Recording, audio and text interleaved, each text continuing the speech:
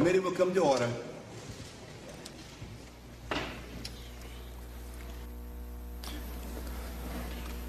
Good morning.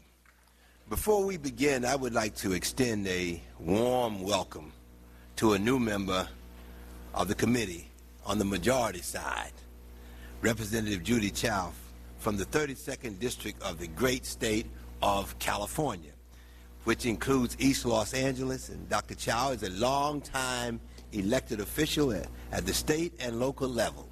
So she brings that experience to our committee. She also holds a PhD in psychology. Now, you know we need her. We need that. And we need her desperately, which also may be useful on this committee. I yield to the ranking member then, and of course, and after that, I'd like to yield some time to Dr. Chow. Congressman Issa. Well, I'd like to join with the chairman in welcoming my colleague both to the committee and obviously as a fellow Californian. I might only comment that perhaps if your degree was in child psychology, it would be more useful in Congress. But we look forward to your comments. Yield back. We'll take any degree. Yeah, Dr. Chow.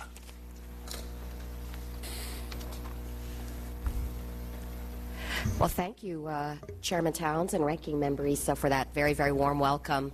Yes, well, actually, it's Judy Chu. But I am so grateful to be the newest member of the Committee on Oversight and Government Reform. This jurisdiction will allow us to delve into the major issues of the day that affect our constituents in our nation, such as foreclosures, the financial crisis, and government waste, fraud, and abuse. The economic downturn has hit my district hard. The number of foreclosure filings in California are very, very high, and in L.A. County has hit 12.7%.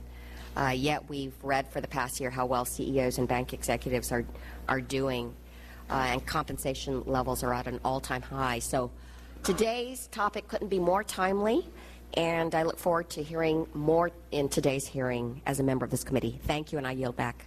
Right. Thank you very much, Dr. Chu, and we welcome you to the committee. There's a little doubt that executive compensation schemes were a contributing factor to the Wall Street meltdown. Excuse me. Top executives had grown accustomed to receiving enormous bonuses on top of fat salaries, regardless of how their companies performed. When their companies did well, they received big, big bonuses. And when their companies did poorly, they still received big, big bonuses. Even the chairman of Goldman Sachs has admitted that the perverse incentives created by these schemes helped send the industry into the brink. It's not surprising that the taxpayers were outraged when they realized that their money was being used to bail out companies that still plan to pay their executives millions of dollars, even though the company was not doing well. If it were not for taxpayers' bailouts, these companies would no longer be in existence. We wouldn't be reviewing their salary plans, we'd be reviewing their liquidation plans. After these bailouts and after the outrage last spring, you would think that the top brass would have recognized there was a problem with excessive compensation. The Obama administration made a good decision when they appointed a special master, Mr. Ken Feinberg, to review executive compensation that companies reviewing taxpayers' bailouts. Mr. Feinberg performed the first review of compensation for the highest paid employees of the 7 companies which received the most TARP dollars. He found what many feared: the top brass still does not understand. Another way to put it, they still don't get it. Despite record losses and near bankruptcies, the executives at these companies were still planning to cash in and continue to do business as usual. I'm happy to say that Mr. Feinberg ordered substantial cuts in their pay. No doubt there is howling in the executive suites, but I don't think the taxpayers are going to be shedding any tears over this. These huge pay packages are offensive during these difficult times, and Americans are angry about it. I hear the anger in church, on the street, and wherever average Americans congregate, you hear it from them as to how angry they are about what's going on. Some on Wall Street have justified the huge pay packages by comparing themselves to superstar athletes. They will tell you Tiger Woods and A-Rod didn't crash the economy. Well, they haven't asked for any government bailouts either. And let me be clear.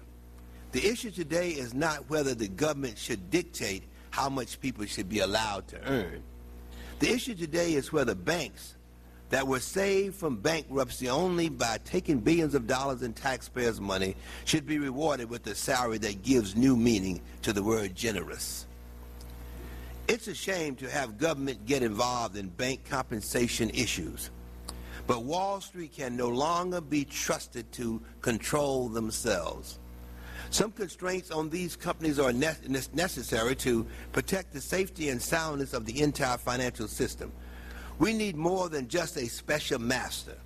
We need to give the shareholders a way to get this under control. Today, we welcome Mr. Feinberg, who will testify about his efforts to ensure that our tax dollars are not being squandered on excessive compensation.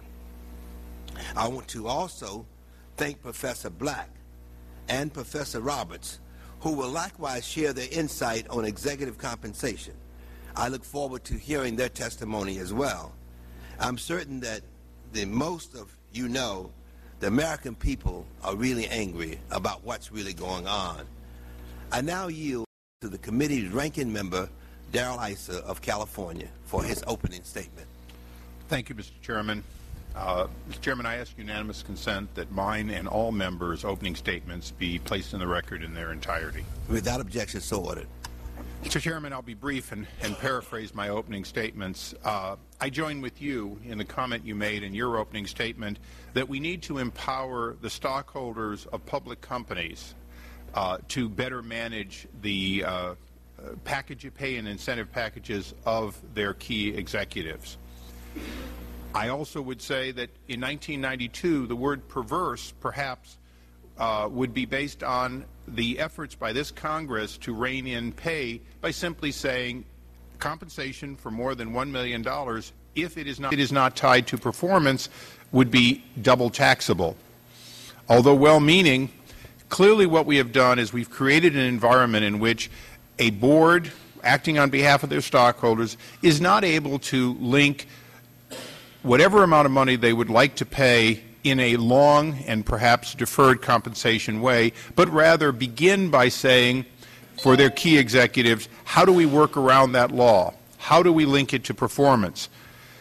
There is an entire industry that is built up over the last almost 2 decades of people who, in fact, help key executives get more money into their incentive plans, then proceed to advise boards as to whether those plans are reasonable, and the upward spiral has continued. I would say that we pay often more than we need to as stockholders for the work done by key executives. But, Mr. Chairman, that is not the issue before us today. The issue before us today is, do the American people have a stake in seeing that compensation is limited by these 7 companies in order to ensure timely repayment of as much or all of what we have loaned to these companies as possible? Mr. Chairman, I would say that these 7 companies are very different. Mr. Chairman, AIG will in all likelihood not return anywhere close to 100 cents on the dollars to the American people. On the other hand, it is likely that Bank of America, Goldman Sachs, and others quickly returning the money, and in fact perhaps returning it sooner if we were not concerned about the ongoing stability of our economy, would soon be likely to return the money, and as such, in my opinion, we would no longer have a legitimate right to oversee their pay and compensation.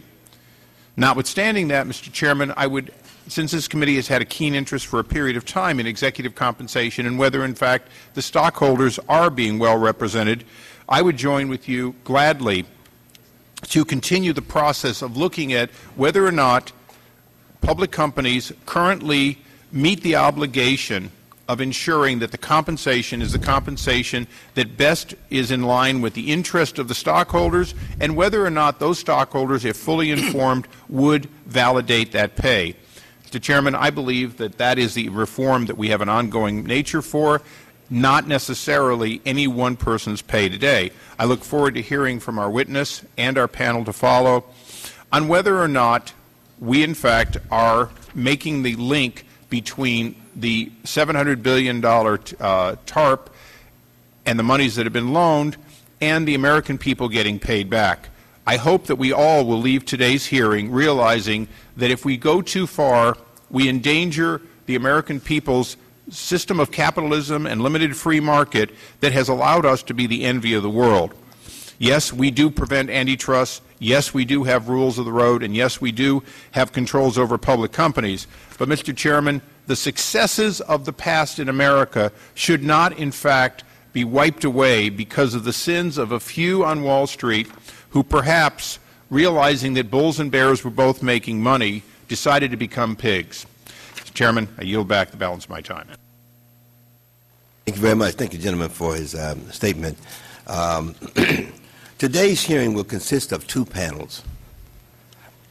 Our first panel witnesses Mr. Kenneth R. Feinberg, who serves as the Special Master for TARP Executive Compensation. Mr. Feinberg has just completed a report regarding the compensation proposal of 25 highest-paid employees of the 7 recipients of exceptional assistance under TARP. We welcome you, Mr. Feinberg, and I want to thank you for all your hard work. I can only imagine how difficult it was to balance the competing interests. I know you did not make many friends with your rulings, and I understand that. It is committee policy that all witnesses are sworn in, so if you would stand and raise your right hand. Do you solemnly swear to tell the truth, the whole truth, and nothing but the truth? If so, respond in the affirmative. I do. Right. Let the record reflect that Mr. Feinberg responded in the affirmative.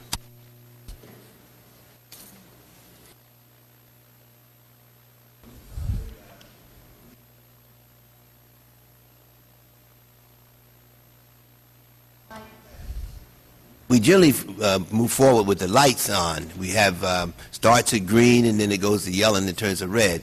But we want you to go without the lights. We're just so anxious and eager to hear what you have to say. So why don't you just begin and then, of course, try to do it within 10 minutes. Okay. You may regret that, Mr. Chairman, without the lights. First of all, I want to thank you, Mr. Chairman, for inviting me, and the ranking minority member for inviting me. It's an honor and a privilege to be here today, the first time I've addressed a committee here in the Congress on my recent report of last week. I just want to mention at the outset, Mr. Chairman, I want to thank you and the ranking minority member once again for how much you helped me 8 years ago during my administration of the 9/11 Victim Compensation Fund. The two of you and other members of this committee were extraordinarily helpful to me in meeting with the families and discussing with them the benefits of the 9/11 Fund, and I thank both of you really again for your help in that regard. I now have a new challenge, executive compensation.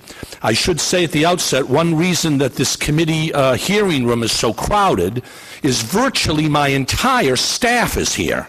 I don't think anybody is working today at Treasury from the Office of the Special Master, and I'm grateful for their hard work and help. For the last 5 months, I have a narrow mandate under the law, and that was to determine pay compensation packages for the top 25 officials in just 7 companies that received the most TARP assistance: Citigroup, AIG, Bank of America, General Motors, GMAC, Chrysler, and Chrysler Financial. That is the limit of my jurisdiction. I have no authority, no mandatory jurisdiction to determine pay for any other than these 7 companies. And even as to these 7 companies, only the top 25 officials in each of those companies. The report, which I've submitted, which is now public, and which I've attached to my testimony, is a comprehensive report that explains in great detail the method I used and the conclusions I reached, strictly following the statute passed by Congress and the accompanying Treasury regulations. In your letter of invitation, you raised 3 questions for me to respond to in the course of this testimony, and I will summarize my response. My more detailed response is found in my written testimony. First, you asked what principles guided me in my decisions. The principles that guided me were the legal principles laid out in the statute and the accompanying regulations. Mr. Special Master, make sure that these companies, as the ranking minority member mentioned, make sure these companies stay in business with compensation packages that will make them thrive, hopefully, and above all, will help them return to the taxpayers the money that was loaned to them initially. But the law also spells out that in establishing these compensation packages, I should consider various other factors. 1, let's avoid guaranteed contracts, retention payments, salaries, bonuses, commissions, long-term severance packages, etc. Let's tie, as best we can, compensation to performance. Let's encourage executive officials to stay on the job and continue to work at these companies. Let's establish compensation packages that will avoid excessive risk-taking. These were all principles laid out in the statute that guided me in my work. And my simple summary answer to the principles and the terms and the conditions that I used in reaching my conclusions are found in the public law and the public regulations, and I did my best to enforce the law and the regulations without fear and without favor. The second question you asked is, how did you go about determining the compensation packages? What was the process? How did it work? Where did you find the companies acceptable? Where did you find their recommendations flawed? I requested and received comprehensive submissions from each of the 7 companies explaining their view of what they thought they needed for their 25 top officials in the way of a comprehensive package. I examined those submissions with the utmost care and scrutiny, and I concluded that in 6 of the 7 submissions, the information requested, the compensation packages urged on me by these companies were contrary to the statute, contrary to the regulations, and contrary to the public interest. They were contrary because each of the submissions, or 6 of the 7, wanted too much cash guaranteed salary. They wanted stock that would be immediately, on the day it's issued, transferable. They wanted to tie their salary and their compensation to vague, ambiguous performance standards. They made no mention or insufficient mention of the perks that were part of their overall salary: private airfare, golf club dues, country club dues, etc. And they demanded, as part of their submission, that I honor all old prior grandfathered contracts for compensation that were entered into with officials long before this law was passed and long before I arrived on the scene as the special master. So what did we do in this report? We evaluated the submissions, and then we made some, what I think were material changes in the overall program. First, we greatly reduced the amount of cash that would be made available to these senior officials. We reduced that cash by approximately 90%. Now, I read with great interest in today's newspaper an article that implied or stated that I had actually raised cash base salaries with a number of these officials. It all depends what you mean by cash-based salaries. If somebody is getting cash salary guaranteed last year of $3 million, and now they're getting, under my program, $300,000 in cash, that sounds to me like a 90% reduction. The article today cited one example of a city official where the base salary for that official, according to the article, was raised by the special master to $475,000, an increase of 111%.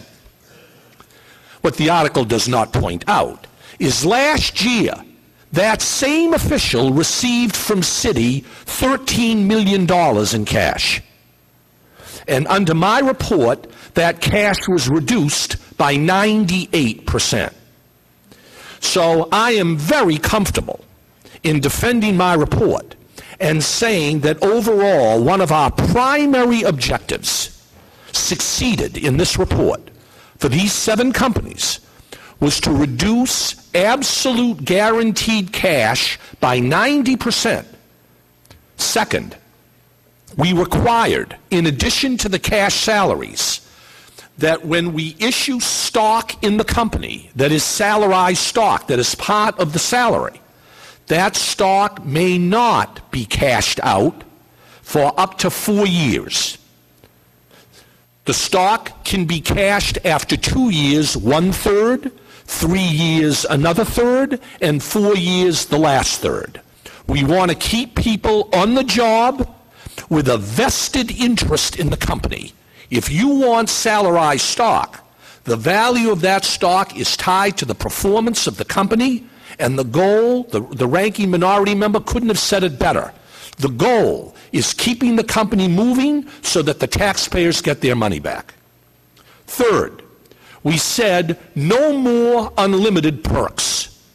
No more private jets, no more golf club dues, no more country club dues. Perks under the report are limited to $25,000 per individual. Anything more than $25,000, you've got to come back to the special master for approval and monitoring of those requested excessive perks. Finally, what did we say with these companies about these old grandfathered contracts that are purportedly in the hundreds of millions of dollars? Well, we worked with the 7 companies. They were very, very cooperative. Very cooperative. And in almost every case, we worked out a system whereby any grandfathered amounts that were due and owing as compensation would be voluntarily rolled over 4 years before it totally vests, and we removed all of those grandfathered valid contracts and got the companies to voluntarily agree that it would be ill-advised, unwise to demand payment on those old contracts. And instead, in almost every case, we mutually agreed that those grandfathered amounts should be rolled over prospectively into future stock with a vested interest in the company. That is what we did, spelled out in some detail in the report. Finally, your letter of invitation, Mr. Chairman, asked me to comment on any recommendations I might have going forward in dealing with executive compensation. I should remind the committee that my first obligation, right now underway, under the law, is to design a compensation structure for officials 26 to 100 in each of these 7 companies. Right now, we are actively doing that. By the end of this year, we will have designed and implemented not individual pay packages for 26 to 100, but overall compensation structure for employees 26 to 100 in these 7 companies.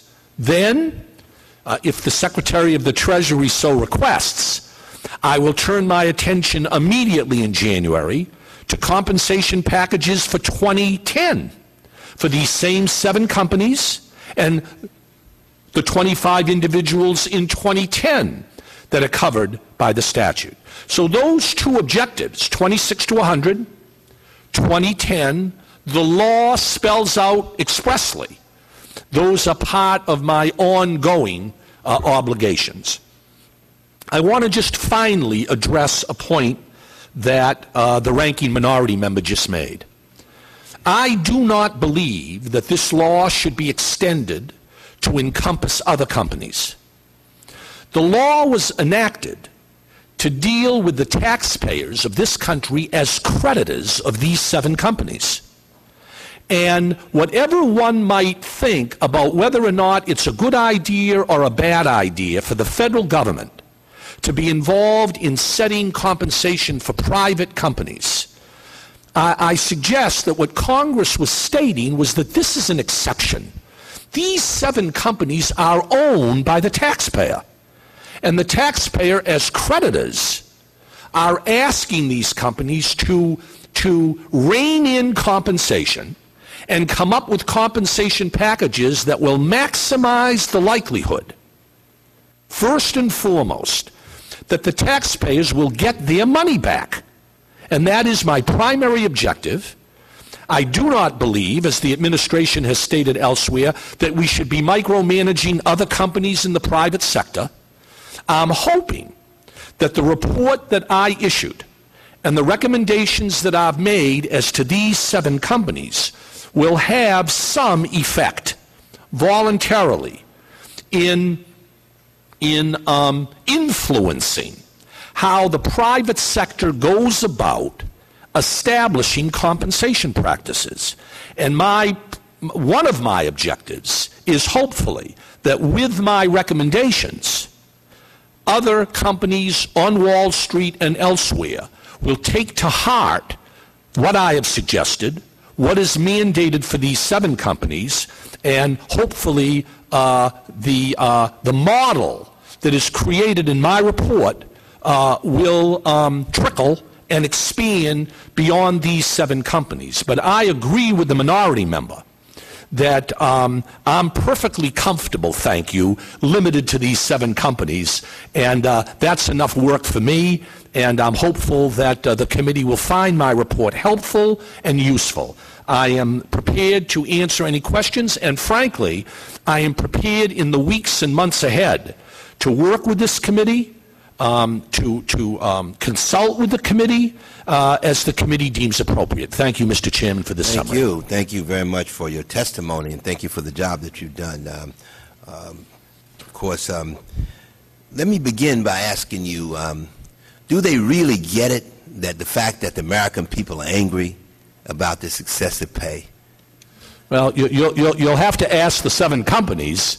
I found that the submissions did not adequately address the major concerns expressed by the American people. Right. How do you deal with the contract situation now, where you person has a contract and which has been signed, and of course now all of a sudden that you're asking that he gives back? I mean, what was the reaction to that, or how did you handle it? The law that was enacted gives me 3 options when it comes to old contracts for compensation that were entered into long before this law was passed and my office was created. First, I examine the contract to determine whether or not, in my independent judgment, I found the contract to be valid or not. I want the committee to understand that the sanctity of contract under the Constitution is very, very important, and I was loath to find contracts invalid when they were entered into years ago between officials and the company. So there was not a case where I terminated or invalidated a contract. But that's just the beginning of the inquiry, Mr. Chairman. The law then said, if I found a contract valid, I could, under the law, attempt with the company and the official to renegotiate that contract voluntarily. That worked very well. With one or two or three exceptions, in every single case, the company worked with me and my staff in renegotiating those old contracts so that they would be turned into stock in the company moving forward and would be subject to the same rules and restrictions as 2009 salarized stock. Then the law said, if a company refused to negotiate a valid contract, and that was very, very rare, the law permitted me, I have to honor that contract, but the law permitted me to take that contract amount into consideration in setting 2009 salary. And that's what I did in those cases. You want that contract enforced? It's a valid contract. The Constitution protects it.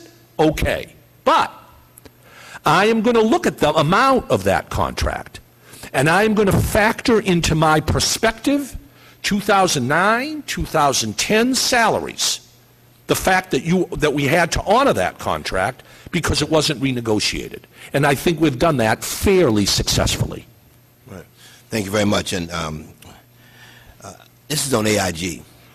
Can you do anything to stop AIG from paying nearly $180 million in bonuses next year to employees in the very AIG division most responsible for the failure of AIG? That is the Financial Products Division. You pose a question which the special master will have to address very quickly in 2010 when those allegedly guaranteed contracts come up. And we're going to have to see with AIG, and let me just say, AIG has been quite cooperative in this process. We've met with them numerous times. We will have to sit down with AIG in 2010, in a couple of months, January.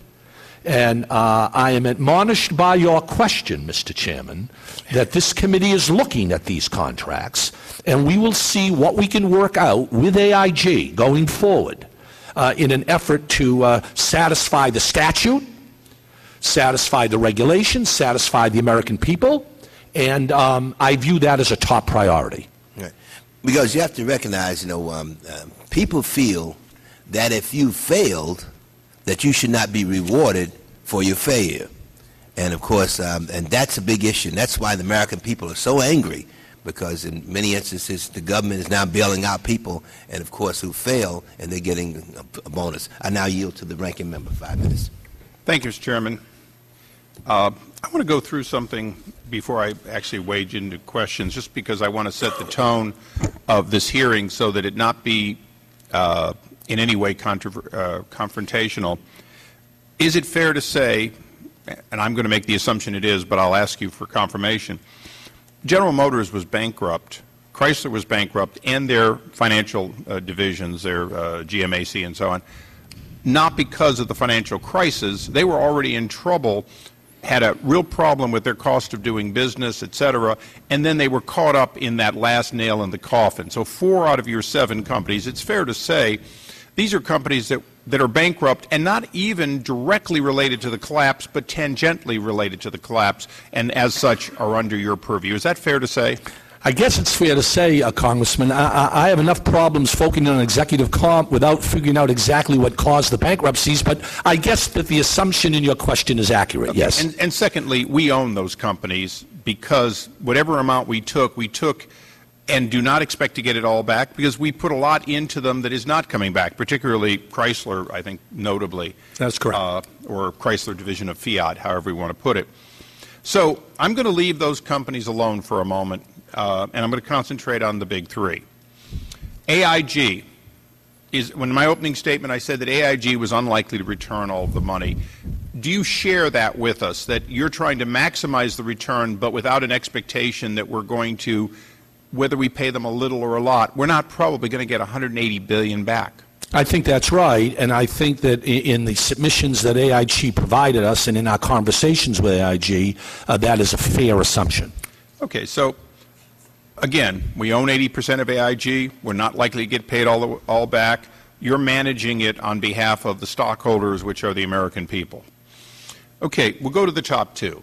Citi, it now looks like, was really in a lot more trouble than people understood.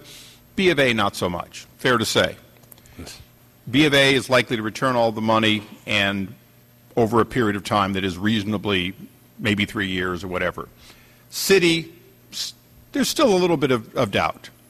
So when you're managing all 7 of these, do you manage them to maintain the best 25 people to maximize the return to the American people? I deal with each of the 7 differently, as you point out, and you are absolutely right that my primary statutory obligation is to set compensation so that the taxpayer gets their money back. That is correct. And now I get into the a little bit harder part of this. Looking at B of A and AIG, more than half of their top 25 people have left.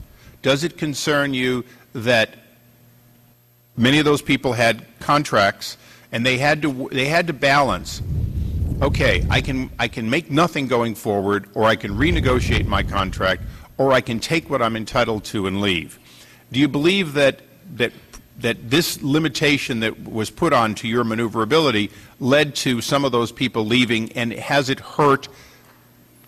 It's hard to measure, hurt having that question of, do we have the best 25 people to maximize the return to the American people? I can't answer that question because I'm not sure the vagaries and the various reasons that people leave a company.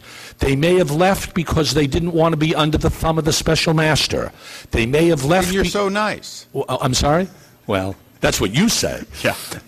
They may have left because they had another job opportunity. They may have left because they didn't even want the public glare. I don't know the reasons they left, but I agree with you, Congressman. I said that it is a concern. Yes. Well, following up on that concern, because the details of what the breadth and width of what you can negotiate, Ford is doing better, and Ford is innovating, and Ford is able to be sort of the standalone one American company that isn't under scrutiny. Are you concerned that they will hire the best and the brightest from Chrysler and GM? Similarly, with only Citi, AIG, and B of A, and we'll leave AIG out, but Citi and B of A under your direct control, is it very possible that some of these individuals will leave the best for better pay, and as a result, yes, we'll get people that will work for the wages we set, but will we in fact be hurting B of A's long-term future on behalf of the stockholders, of which we are only a temporary stockholder? Yes, and the statute agrees with you in spelling out that one important factor I must consider is the retention and attraction of good people to these companies in order for them to thrive and repay the American taxpayer. Mr. Chairman, if I could ask just one quick follow-up. If that's the case, should we look at a statute that envisions, particularly as to Citi and B of A vote of the stockholders, or some kind of affirmation by the long-term stockholders of these companies that in fact they agree with the pay packages we're setting as in the best interest? Obviously the board commenting, you commenting, but leave something to those stockholders that the chairman and I both said we had to further empower into the pay decision. You and other members of Congress are now looking at this whole question of corporate governance, how to empower shareholders, independent compensation committees, independent consultants on comp. That whole area of corporate governance is something that is worthy of consideration by Congress, yes. Thank you. Thank you, Mr. Chairman. Thank you very much. I'm wondering if Wall Street will curb its excessive bonus culture without government intervention, based on what he was saying. You think that will happen? Again, it's a murky crystal ball, Mr. Chairman. Thank you. Congressman Clay from Missouri. Thank you, Mr. Chairman. Thank you, Mr. Feinberg, for being here. I I applaud your diligence in the difficult task that was set before you. Reeling in excessive executive compensation is an important mission and is of great benefit to our economy and to the American taxpayer.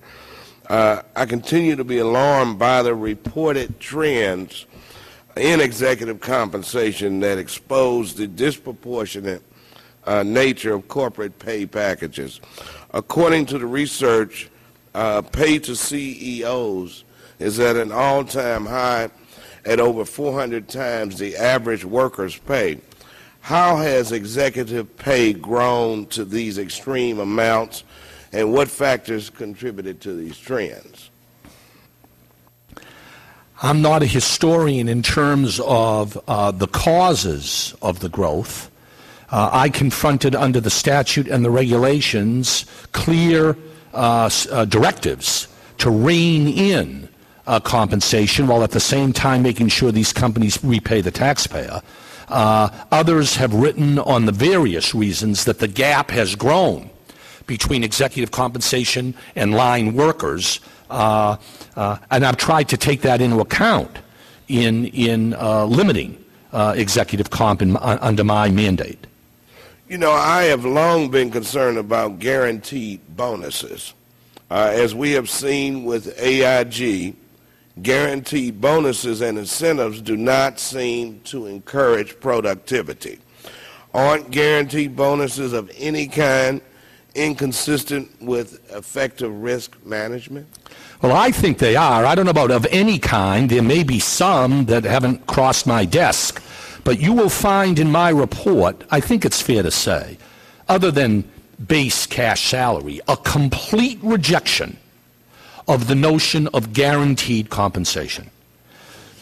Instead, we tie the overwhelming amount of compensation for these executive officials to performance, not guarantees, and have worked as best we can to eliminate guaranteed payments as part of any compensation package. In order to hold TARP recipients fully responsible, is there any possibility of nullifying prior payment obligations to executives? Yes, we've been very successful in doing that.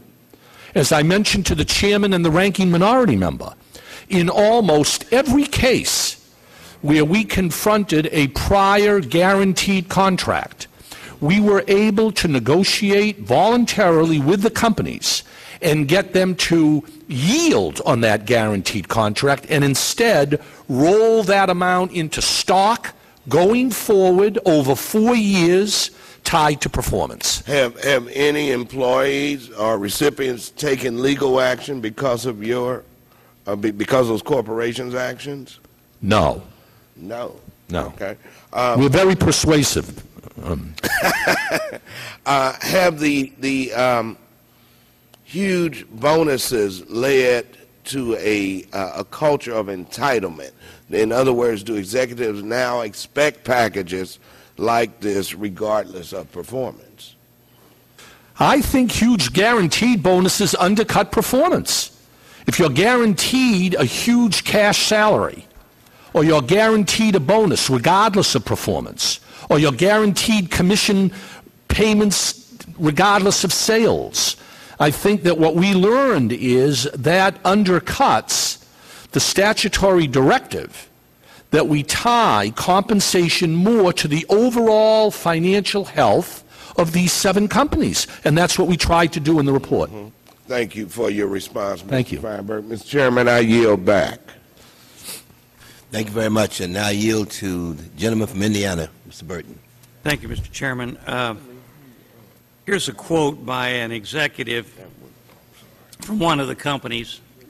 He says, "There's no question people have left because of uncertainty of our ability to pay. It's a highly competitive market out there.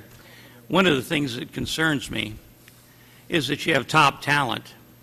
And you said that you had some people that were making, what, $13 million, and you cut them down to $350,000 or something like that.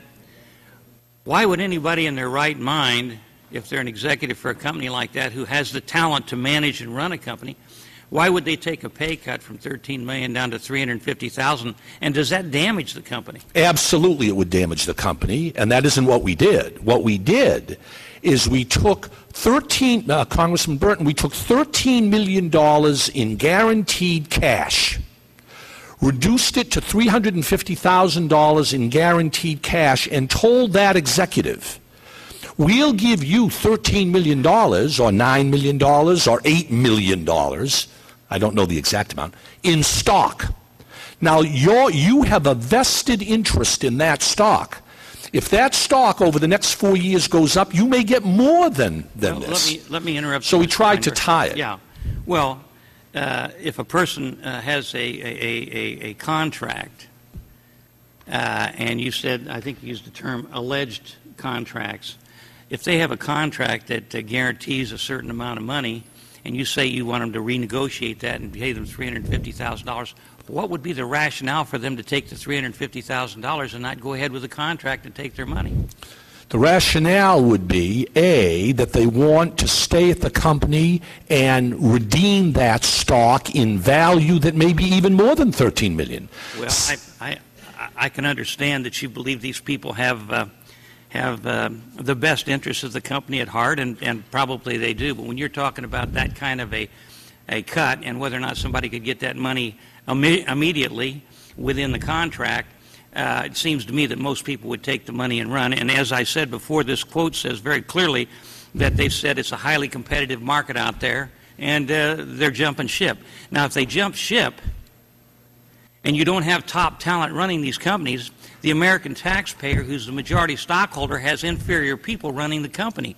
Doesn't that concern you? It sure does. So what do you do about that? I think that if you look at the levels of total compensation that we established in our determination, we think I made this recommendation, or my conclusion, they won't jump ship.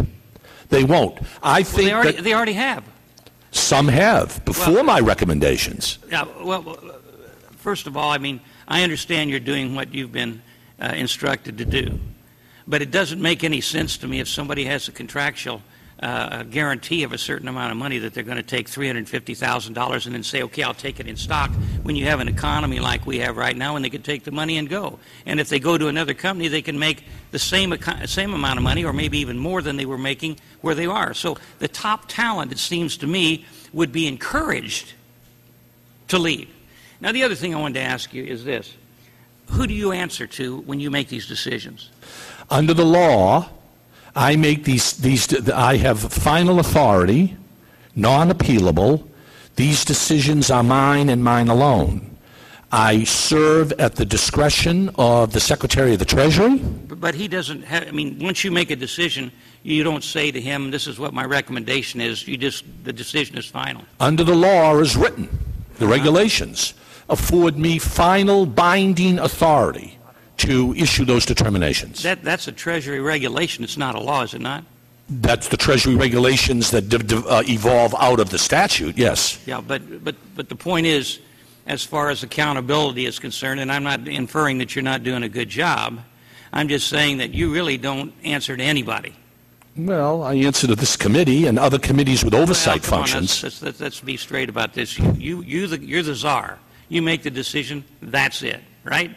Under the law, I make the decision. Okay, so if these people leave these companies because they are not being compensated as was in the contract, and I'm not saying they didn't make too much money and they were accountable and didn't do their job properly. I'm just saying when you need top talent to run a company like General Motors or Chrysler or AIG, you want people there that can really do the job. Now, they may not have done their job right in the past, but they may have the knowledge and the talent to do the job. And you're saying to them, here, we're going to renegotiate your contract, and you take $350,000, and we'll extend it and give you stock for the $13 million that you were going to get. And they say, hey, the heck with that, I want my money and I'm going to leave. And so you have people that don't have the knowledge and the competence to run that company. And so the stockholders, the American people, are in danger of seeing their money, the TARP money, going down the tubes because the company doesn't respond. My response to you, Congressman, is this. I have tried my best in this report to implement that statutory directive that they stay on the job and that the taxpayer get his money back. I'll defend these recommendations. Now, you may say, if I were doing your job, I would have a different level of compensation or do it differently.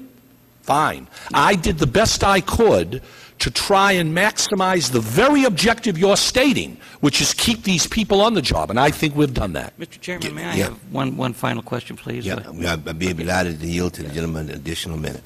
The Federal Reserve's issued guidelines under which the Fed would review, if necessary, or amend or reject the compensation policies of all banks regulated by the Fed.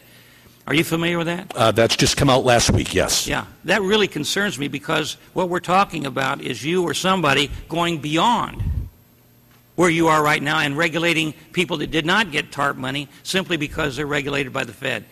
What do you think about that? Congressman, my limit, what I'm doing to these 7 and only these 7 companies. What the Federal Reserve is proposing or whatever is not on my watch, and you'll have to ask the Federal Reserve about the scope of those regulations. Thank you, Mr. Chairman. Thank you. Thank you very much. And now yield 5 minutes to the gentlewoman from Ohio, Ms. Marcy Kaptur.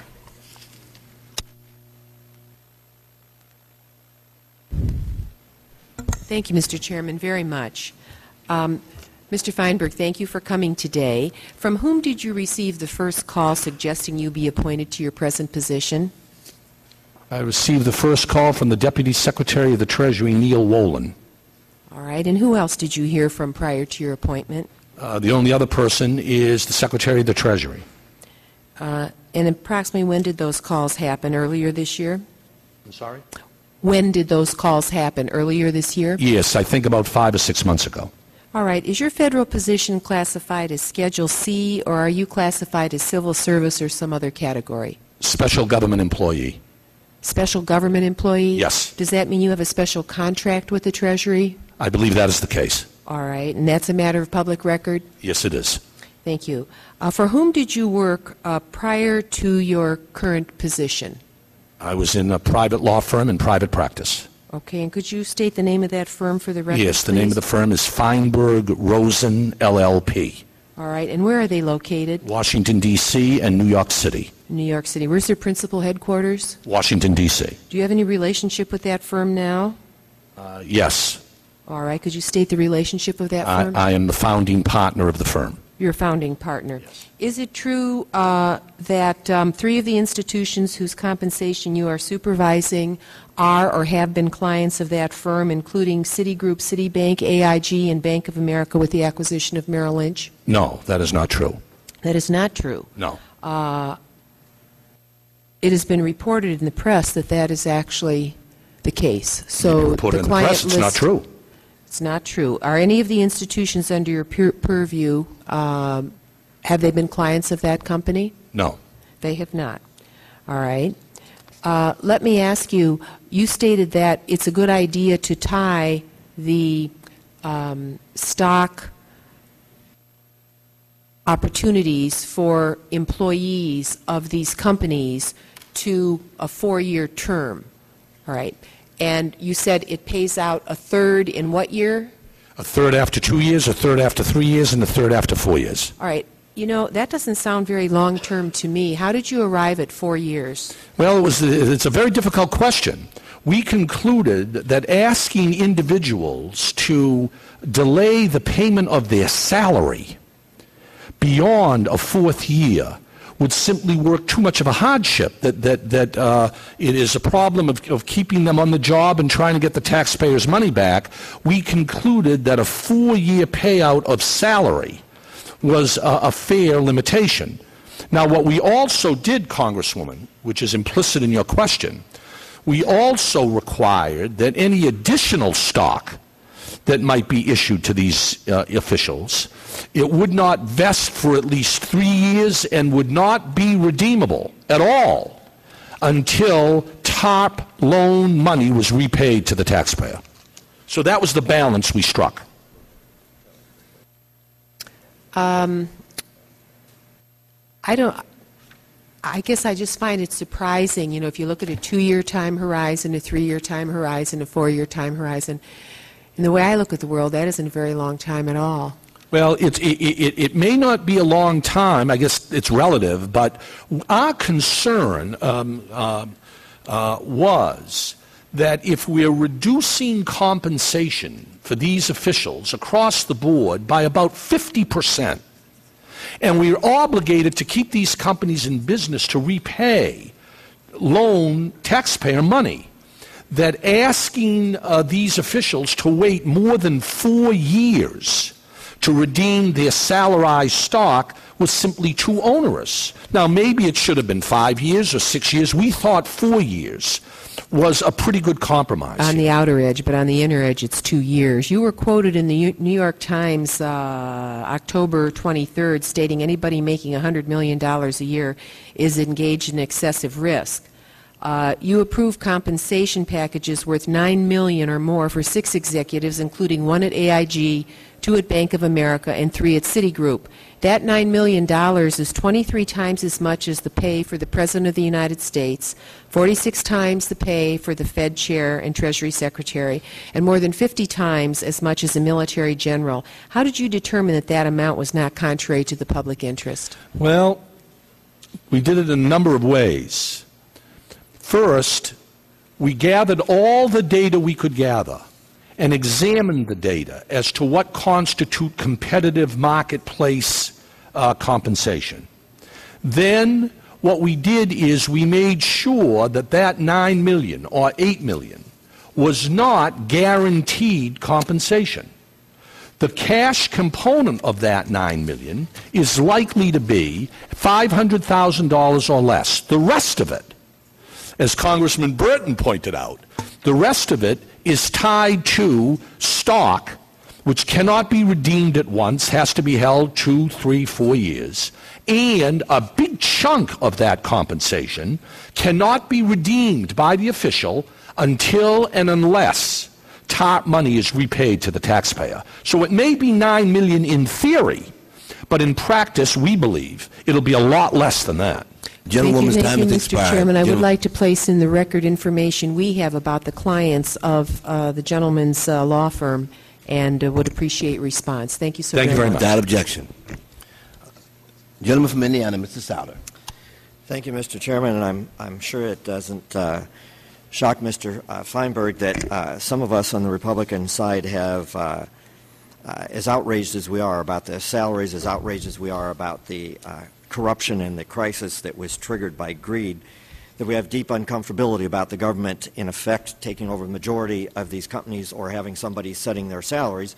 I will say the word czar does fit you, and you seem to fit comfortably in the word czar, as we've debated, because if you don't have anybody directly that you're reporting to and you're explaining how you make these decisions, but it's still a little scary as an elected official or as people watching in the country to see one person with this much power over major institutions in our society, and the challenges to how are you making decisions, who are you talking to, why aren't you reporting to any elected official directly in the Treasury Department or the President, is not a good precedent for democracy. Now let me ask you a fundamental question. AIG is, we talk about it like it's one company. In reality, it's, 80 financial and 120 insurance, or the other way around. Did you separate out in this top 25 those who, and not all divisions were bad, did you separate out which divisions actually caused the problem? Same at Bank of America. Bank of America, Citibank had traditional banking things that were regulated, and their compensation might have been fair inside that industry. But they had these non-bank rogue divisions that went crazy. Are you doing all 25 evaluations as if it's one institution rather than, in fact, separate institutions, some of which clearly caused the problem and some of which didn't because of incompetent management? Under the law, I'm looking at the top 25 compensated individuals at AIG as the parent.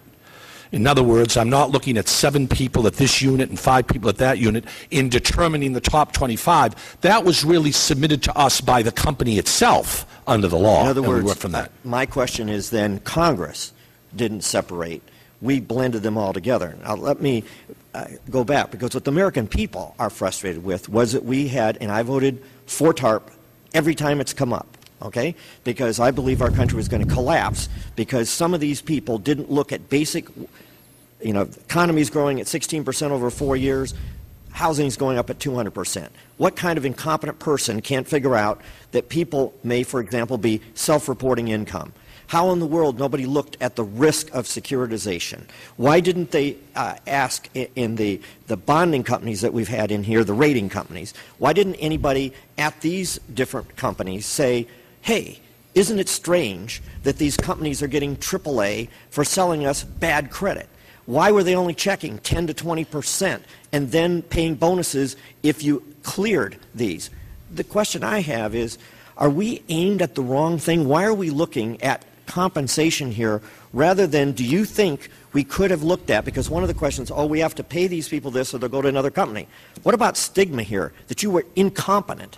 Wouldn't we have been better off analyzing what actually went wrong in these companies, finding out which managers were clearing it, holding them accountable by whether they performed their basic duty or whether they looked the other way to get profit in their company, and in effect, through investigations, whether it was violation of the law or incompetence, putting a stigma on them, and all of a sudden, pay would have been different. The problem in an oligopolistic situation right now is we don't have pure capitalism working. The bonding companies didn't work like capitalism was supposed to work. The stockholders and the boards weren't paying enough attention.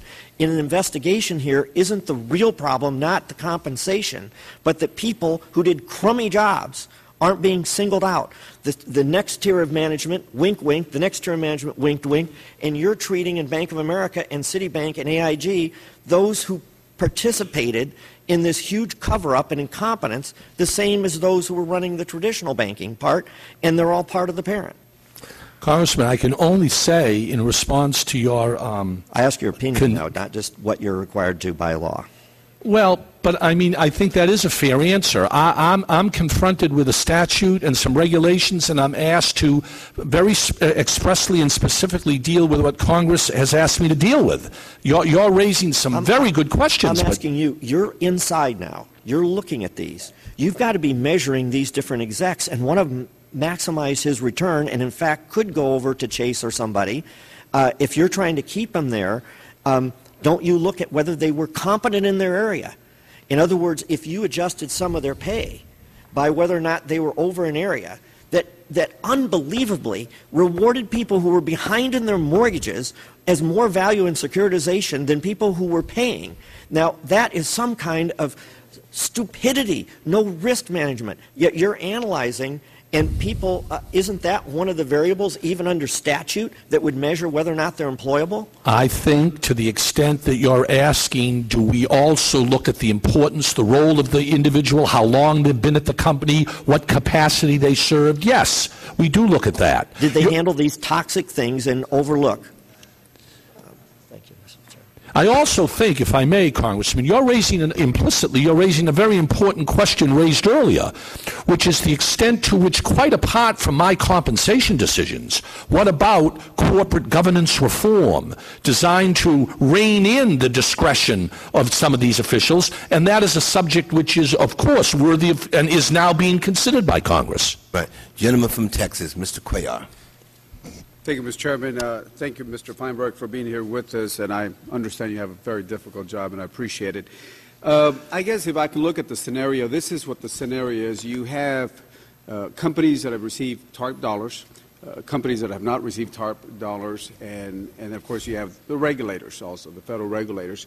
And I guess the basic premise is if you received federal dollars, therefore we can dwell into your compensation.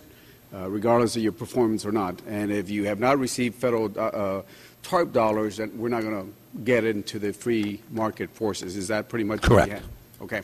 Now, we talked about compensation, and I think in the past when IAG took off all, remember those conferences that they went off, and there was an outrage from the public saying, why are they going to those conferences and meeting in those luxurious resorts? People were saying you got to watch out how you spend those dollars. You understand? You remember that? Yes, I remember that.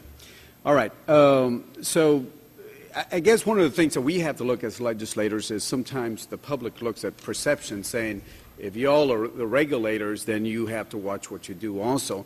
And I'm just reading something that just came out in the Washington Post. I believe that, I think it was on October 19th, the Fed chairman, Ben Bernanke, and I think about several of his employees went to it was on October 19, San Francisco Fed Conference on Asian and Global Financial Situation. They went and they traveled to the Baccarat Resort and Spa near Santa Barbara, California. I guess some of those suites go up to $2,000 a night, and you can go on and on and on and on. I think out of the 100 participants there, I believe 1/3 of the participants there were federal employees. Now, whether they got good discounts on the hotel rooms, it was not during the season.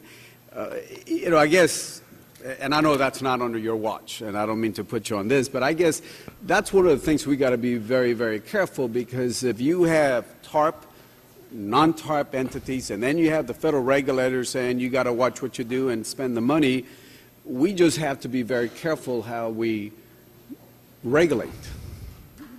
Any comments without you going to I completely agree with your comment about being careful. I assure you that the Office of the Special Master is very, very cognizant of your concern about image and how it looks with the regulators. And I can't speak for the Federal Reserve, but I can tell you that our office is very cognizant of that concern about perks and excessive compensation, travel allowances, etc. Thank you very much. Thank you. And now you have 5 minutes to the gentleman from North Carolina, Mr. McHenry. Thank you, Mr. Chairman. Thank you, Mr. Chairman. Thank you, Mr. Feinberg, for your testimony. I appreciate how candid you are. And I was saying to a colleague that your extreme confidence is necessary with the extreme job that you have. But I also appreciate you just being frank with us, and that's what we need. Now, in terms of, I just want to touch on a couple things quickly, and I've got some other questions, but you report to the Secretary of the Treasury. He's your boss. Is that correct? How often do you meet with Secretary Geithner? I've met with the Secretary probably 3 or 4 times in the last 5 months. In the last how many months? 5 months. 5 months, okay. So every other month, roughly. Okay. And in terms of this discussion about cash, okay? In your testimony, you discuss cash, okay? And when people hear that, and when I read the Wall Street Journal story, I think that the language differential here is important, the distinction. You're talking about cash as your monthly salary or weekly salary, however they pay. And then if you get a cash bonus at the end of the year, that's your cash package, correct? Correct. Okay. Now, the Wall Street Journal story that you reference in your opening statement says that you raise the base pay for 89 individuals, you cut it for a couple others, you left it the same for others. That is their base salary that they receive monthly. Is that correct? That's what the Wall Street Journal says. My definition of base salary is quite different.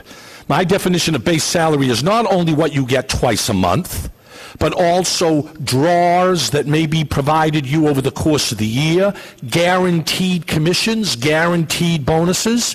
The example, Congressman, that the news article referred to said that in one case with Citibank, I had raised the base salary by 111% to $475,000. I pointed out earlier to the committee that the total cash that that official received last year was $13 million, and I reduced it by 98%. And that $13 million figure is not any stock awards.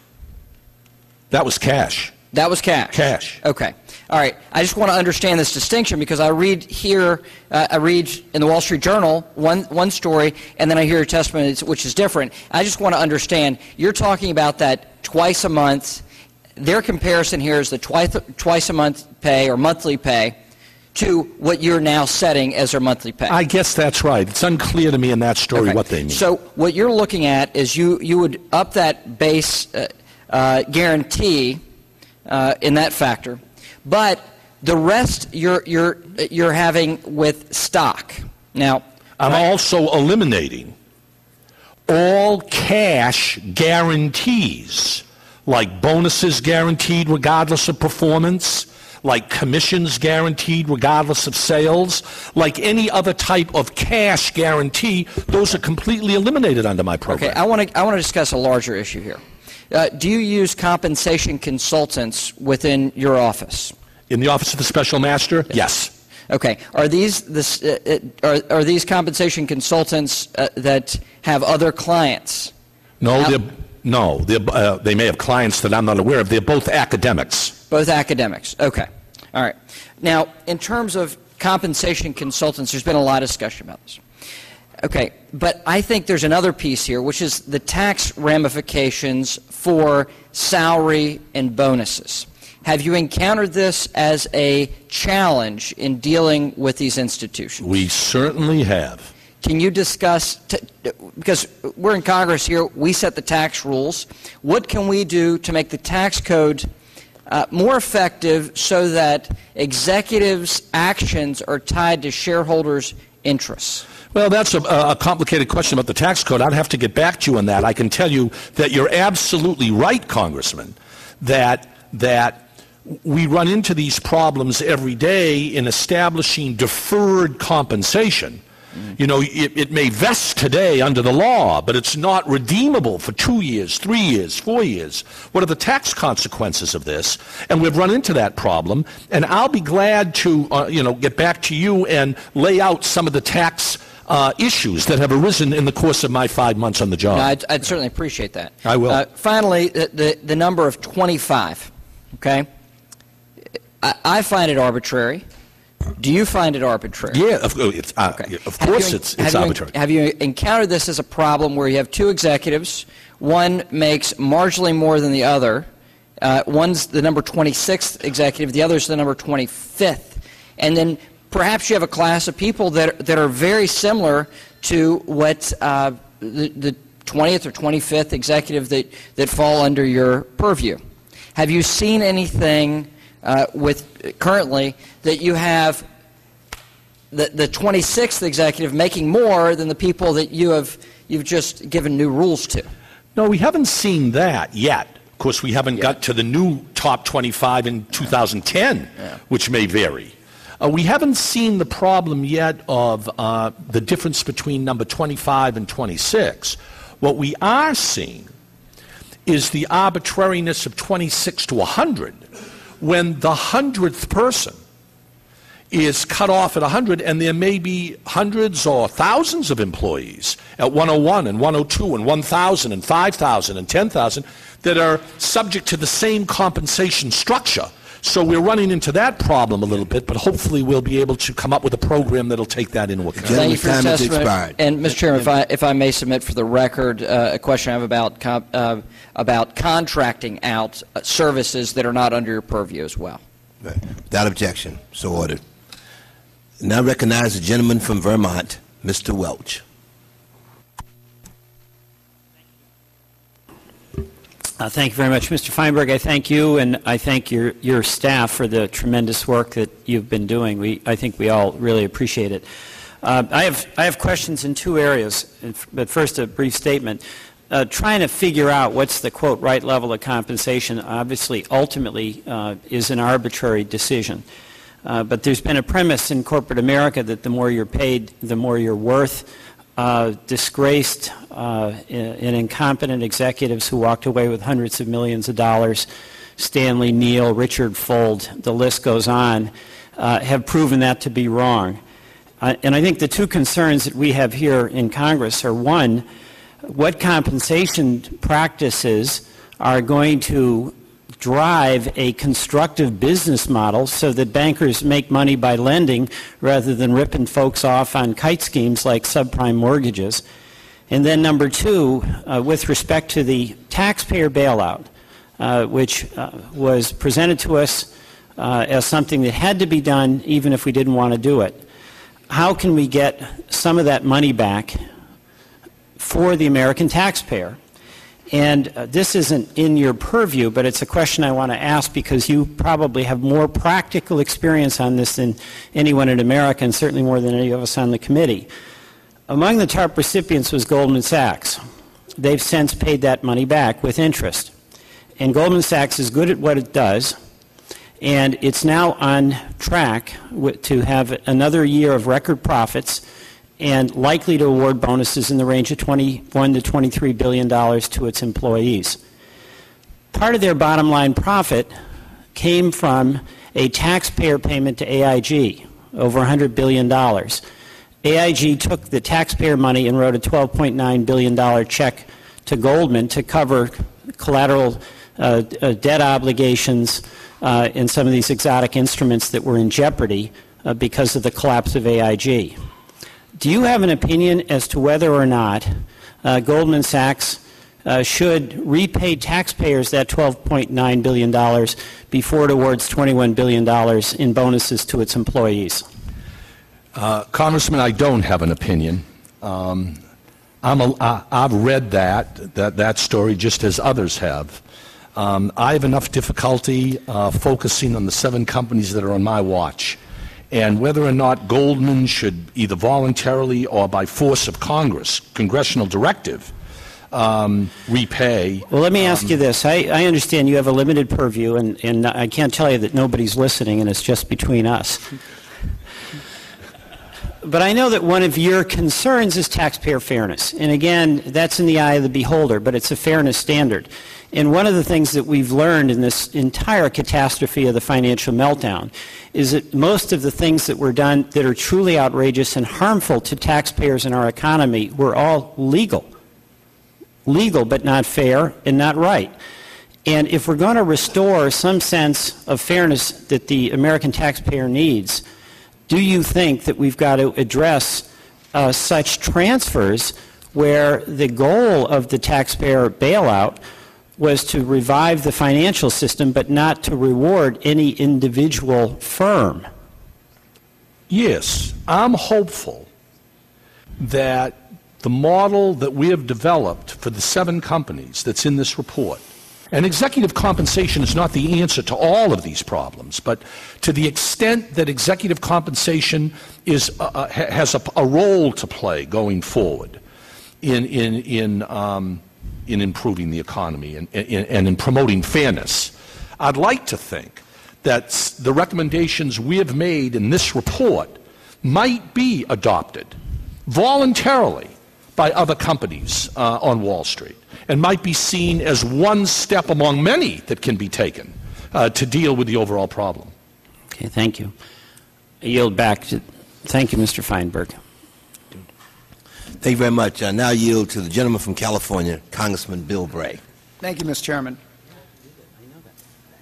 Mr. Feinberg, I guess with my wife on the other side of the continent, I spent some quality time with Publius Hamilton and the Federalist Papers last night, and I'm just thinking of what our founding fathers must be thinking watching the entire process that we're talking about today. The concept of the federal government is actually looking at these kind of private sector jurisdictions that have changed. And I think rightfully so we should be looking at it. I mean, I think one of the greatest things when you read the Federalist Papers is this concept of rights and responsibilities go together. And when the taxpayer was required to take on responsibilities, those rights got, obviously start following. And I appreciate you working on this part of it, breaking very new ground. Let's just hope it's not ground that we have to cover ever again in the future, and let's work on that. I think that your comment about the regulation that we're considering, one of the concerns I see is basically continuing the process of the federal government deciding salary rather than empowering stockholders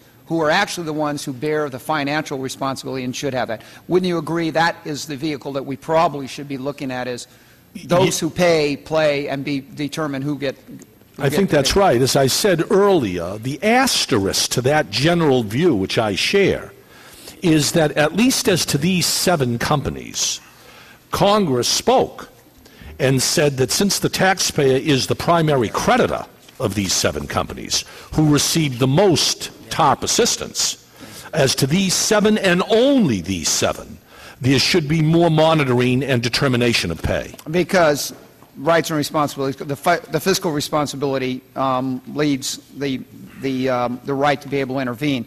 What worries some of us is that we're starting to see this as being an excuse to intervene in other companies where the responsibility has not been taken over, but the right is being proposed to be preempted. I can't speak for the Federal Reserve or others. I know that I have publicly, again today, expressed the view that my jurisdiction should not be extended beyond these 7 companies, and only as long as they still owe the taxpayers money. And I appreciate that. How many members of your team were drawn from the private law firm, from your private law firm? And I think myself and 2 others. would you mind naming them? Ms. Camille Byros, who's sitting right here, and Ms. Jacqueline Zins, who's also sitting next to Ms. Byros. Okay. The rest are all Treasury officials. Okay. All the rest of them are Treasury officials? Yes, I believe so. Do you have the names of the Treasury officials? They're all here. I can get you those names, okay. Yes. Appreciate that. Now, there's a lot of reports been going around, but latest is, according to those reports, your team includes academic consultants. 2. Professor Lucian Bebchek from Harvard and Professor Kevin Murphy from the University of Southern California. Great. I appreciate that. And that's the kind of clarity I think that President Obama really wanted to set as a new example. Rightfully so, pointing out the previous administrations have not been as transparent as we hope. And that creates concerns that really so many times just don't need to be there. At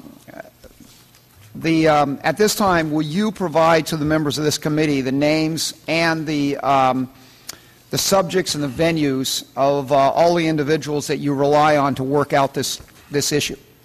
I'll be glad to do that. I can tell you right now, summarily, there's the 2 academics at Harvard and Southern Cal, and there are the people here at Treasury with 2 others from my law firm, and that's it, about 15 people. But I'll get you the information and in transparency, lay it out to you and let you have all that information. Thank you very much. And that's how we avoid all of the he says, she says, or we hear reports and we don't have it. Thank you very much. Would the gentleman yield? I yield to the gentleman from California. You know, being an old employer, I couldn't resist asking one question. You've had more than half of the key 25 of AIG and B of A depart.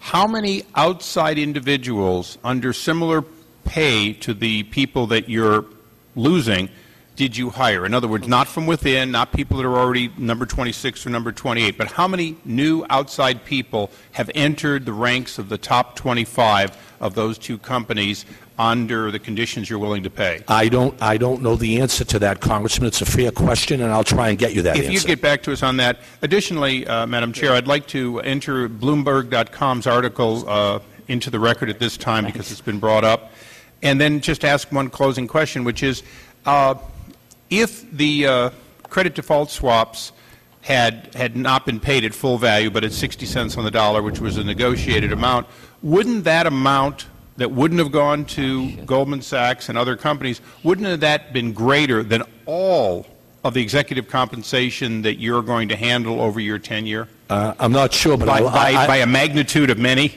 I'm not sure, but I will assume, based on the ranking minority member's question, that the answer is a definitive yes. Thank you. Thank you, Madam Chair. Yield back.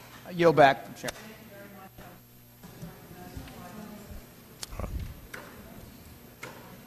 Here you go. Okay. Mr. Foster is recognized for 5 minutes.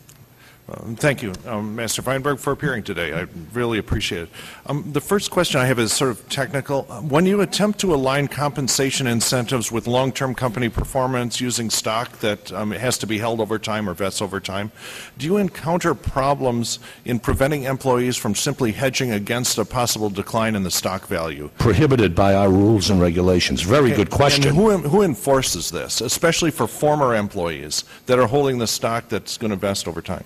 I would guess with any of our final compensation determinations, if there's a violation, I would assume that would be referred to the Department of Justice. Okay, but do they have to report? If you leave the firm and then, for the next several years you have to go and file some piece of paper that says, I have not taken a hedging position in some offshore derivative market that you don't know about? I think we would monitor that and be required to do that, yes. Okay, so there are financial statements that have to be filed I think years so. after you're terminated. Okay, and your staff is at least not shaking their head. Okay. All right, so now I may get corrected in the next hour, and if so, I'll let you know. Okay, thank you. Now, down the hall in the Financial Services Committee that I also serve on, we have sort of a broader concerns about the compensation structures for systemically important firms, and not just TARP recipients. So based on your experience in dealing with the corporate culture and so on, I was wondering if I could have your reaction, if writing, if you're not comfortable doing it now, to two possible structural changes in compensation that might help in going forward in systemically important firms. The first one is the requirement of periodic stress tests for systemically important firms with negative implications for executive compensation in the case that the stress test didn't come out well. So that if you're seen to be operating a company that will not withstand a 20% decline in asset values or whatever the stress test would be based on, that actually that would have a negative implication for the bonuses this year. So that's suggestion one.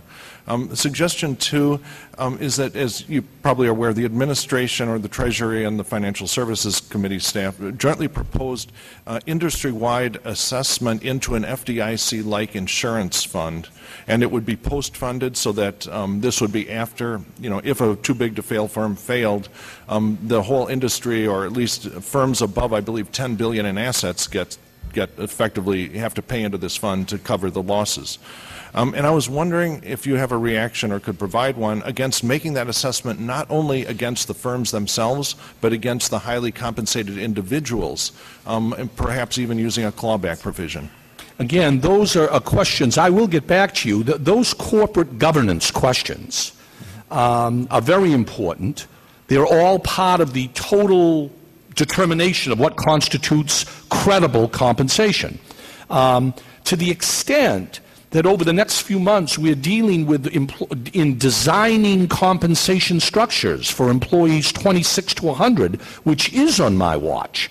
It is suggestions such as yours, Congressman, that we should take a look at. I don't know if it should be part of my report or be part of the broader corporate governance reform effort that's underway, but clearly those are suggestions that ought to be considered, yes. Yeah. So what I'm looking for is a response of you personally, not as special master, because you have been on the front lines of this. You've dealt with the corporate culture. You've seen what makes people jump and what makes them shrug, and that's what we have to understand. I will honor your request and get back to you then as a layman, as a private citizen.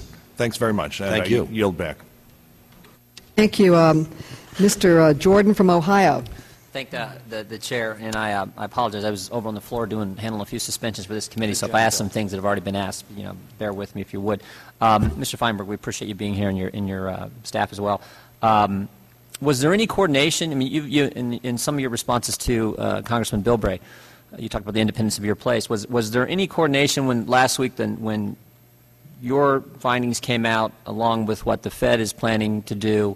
And as I read what the Fed's planning to do, I mean, I think about Security National Bank in Urbana, Ohio. It looks like the president there could be, in fact, potentially having the government look at his or her compensation. So was there any coordination, or is it just the luck of the way the world works that they happen to come out the same day? We have been, it was the luck that it came out the same day, frankly. Right. We have coordinated with the Federal Reserve in terms of keeping each other apprised of what I'm doing.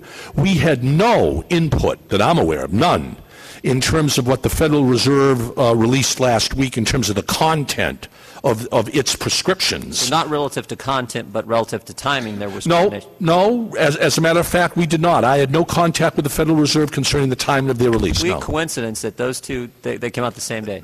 All I can tell you, Congressman, is that there was no coordination and no communication in that regard. Do you... kind of again, sort of picking up where Congressman Bilbray was in the big picture sense. Are you troubled? You think about CAR czar, pay czar, TARP program, energy czar, stimulus package, bailouts for the auto industry. Are you, as you look back, and you can probably guess where I come from, do you think we might have been a little better off if we would have never started down this road in the first place? I'm not going to second-guess Congress. I've learned over the years that's a mistake. The American people sure do, and I sure do. I can only say, Congressman, as I've said it publicly, that my role is relatively very, very limited. It is the 7 companies that are owned by the American people that I'm focused on, and that is all I'm focused on. Let me ask you this, Mr. Feinberg, then. Are you, the slippery slope argument, are you nervous, in light of comments by people like Senator Schumer, who has talked about expanding this to any publicly traded company? You know, I guess I just look at this and I'm thinking, who would have thought in the United States of America we would have the federal government, the special master of executive compensation, telling a private American citizen what they could make? I mean, sometimes if you step back and ask the fundamental question, I think you stop and think, wow, this is amazing where we are at today in the United States of America. And that's a concern. And it's also a concern that when you think about it, you know, we're a country of over 300 million people. And we have this huge market. We're the largest economy in the world. And now one single person is deciding what people make. I mean, to me, that's a dangerous, dangerous place we're going. And then when you couple it with, again, what Senator Schumer has said, where this potentially can take us as a nation, it's no wonder Americans are frightened. And frankly, some members of Congress are pretty scared, too, where we're headed. I have 2 answers to your concern. One, my job and my office and what I'm doing was established by Congress in a federal statute accompanied by official Treasury regulations. I'm serving under the law, and I'm obligated to serve under the law. Mr. Feinberg, I understand that. And you know, I get it. And I get the fact that these companies, these firms held out their money and took the taxpayer dollars. I get that. My question is, does it trouble you as the person who has that responsibility, where it could potentially lead, and the implications of taking this step when you already have members of Congress, frankly important members, influential members like Senator Schumer, talking about where it goes next? I am troubled, and I say so in my public statement, I am troubled at the notion that my role currently with these 7 companies, I am troubled at the notion that it could be expanded. Well, it's important that is a mistake. It's important that you emphasize what you said earlier. It stops here. Because, I mean, that's what scares people. And I think that, God bless you for saying it, but it's important that you stick to it. Now, let me ask you one quick question. I have a couple seconds left. It seems to me that the administration has gone to great lengths to keep you, you met with the Treasury Secretary a couple times. You don't meet with the Obama administration. So tell me about that. Tell me the relationship you have with Treasury Secretary Geithner. I have an excellent relationship not only with the Secretary of the Treasury, I'd like to think, but with other officials at Treasury and at the Federal Reserve in terms of consulting with them concerning these decisions that I'm making, suggestions that I'm making. They have been extremely cooperative in offering their advice to me at my request. Ultimately, the decision's mine, but I have sought out a wide range of views. The academics that I mentioned earlier that are our consultants, individuals at Treasury, individuals at the Federal Reserve, in an effort to come up with a report that I think is balanced, that is fair, and most importantly, complies with the statute and the regulations. Thank you, Thank you. The gentleman's time has expired. Dr. Chu. Thank you, Madam Chair, and thank you, Mr. Feinberg, for testifying before us today. I know you have the limited purview of these 7 companies, but Goldman Sachs, J.P. Morgan Chase, and Morgan Stanley, of course, had substantial loans. They've paid it off since, and they are no longer under executive pay restrictions. However, with their profits recovering from the government bailouts, all 3 firms are expected to make huge payments to their executives this year. And in fact, according to Attorney General Cuomo, Goldman earned $2.3 billion in 2008, yet paid out more than twice that amount, $4.8 billion in bonuses. What authority would it take to stop such negligent and reckless behavior? What could we do to stop this? This is very upsetting to the American people, as you know. That is a huge, legitimate question. What authority? Historically, the authority has been the self-regulating marketplace. Now, to the extent that that's supplemented by the Federal Reserve, by the regulators like the SEC, the FDIC, that is a subject that Congress may want to revisit. I want to emphasize my reluctance to attempt in any way to broaden my jurisdiction beyond these 7 companies where I'm trying to collect money representing the taxpayers as a creditor. I'm not saying it's not a legitimate concern. I'm just saying that it's a subject that goes well beyond my jurisdiction, it seems to me. Well, there is one company, GMAC, which is under your jurisdiction, and it has already received $12.5 billion of TARP money. However, they are asking for a third bailout. And how do you plan to ensure that the additional $5.6 billion that they're requesting doesn't go towards these unscrupulous compensation practices? We are very vigilant in making sure that the compensation practices that we have articulated in this report are fair, are reasonable, and will be paid by GMAC to its employees as part of this program. I'm not sure where that extra requested funding will go, but we want to make sure under the law that there's sufficient funds at GMAC to pay these officials, and we'll make sure of that.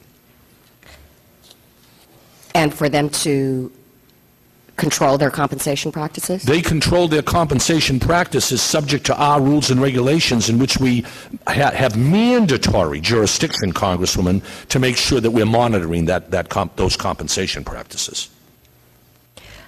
Well, let's talk about AIG.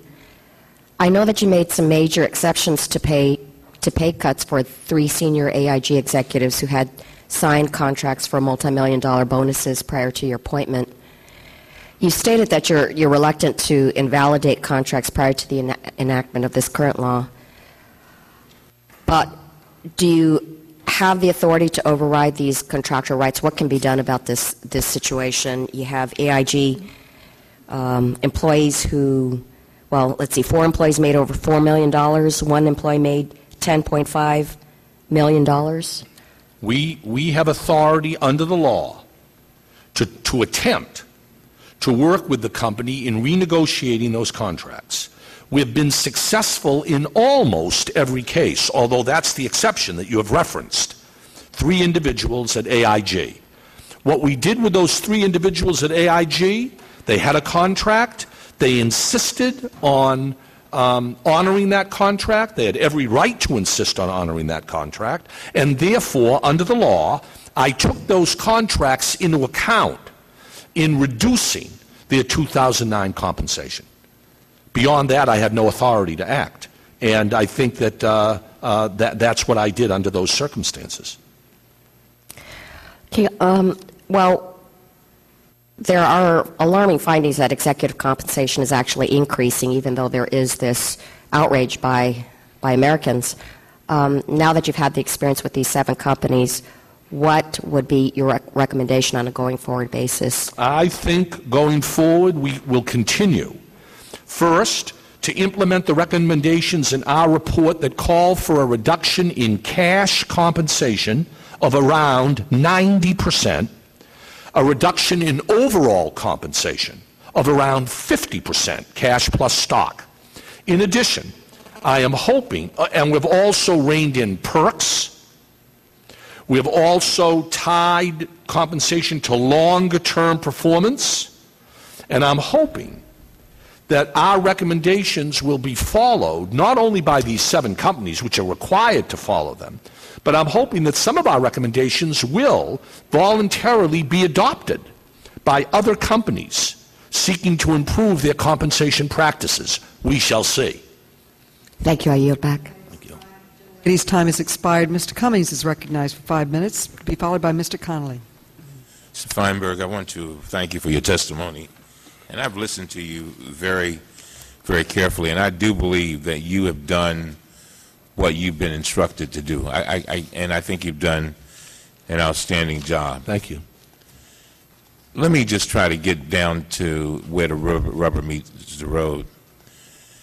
You know, I think part of the reason why this is going on, why you're doing what you're doing, why the Congress asked you to do what you're doing, is so that, and you've implied this in your testimony, part of the reason is to try to get other companies to do this beyond the 7. And I have had an opportunity, I know you got maximum cooperation, I think you said, with AIG, and I've had an opportunity to meet with the former head of AIG, Mr. Liddy, and to listen quite a bit to what he had to say. And I read the papers just like you do. I have absolutely no confidence, none, that the things that you're able to do, and it has nothing to do with you. There is a culture on Wall Street that will cause them to reduce salaries. I mean, consistent with what you just said a minute ago. And I mean, you're a very bright and straightforward person. I mean, what do you see? What would cause them to even do it? Because my dealings with them is like we're on 2 different planets. They have, I think that when they talk about multi-million-dollar bonuses, it's like shoeshine money to them. And I'm serious.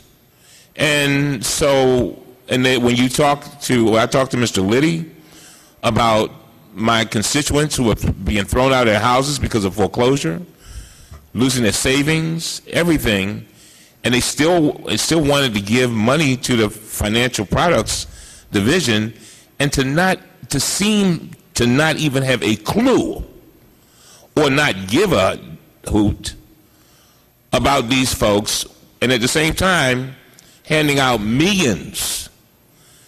I mean, I just can't see how, with all your fine work, that is going to be turned around. I just don't. I mean, I've been around a long time.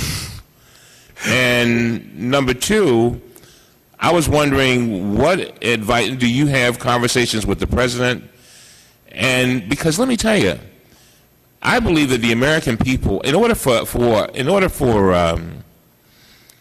all of the things that the president's trying to do to right this economic ship,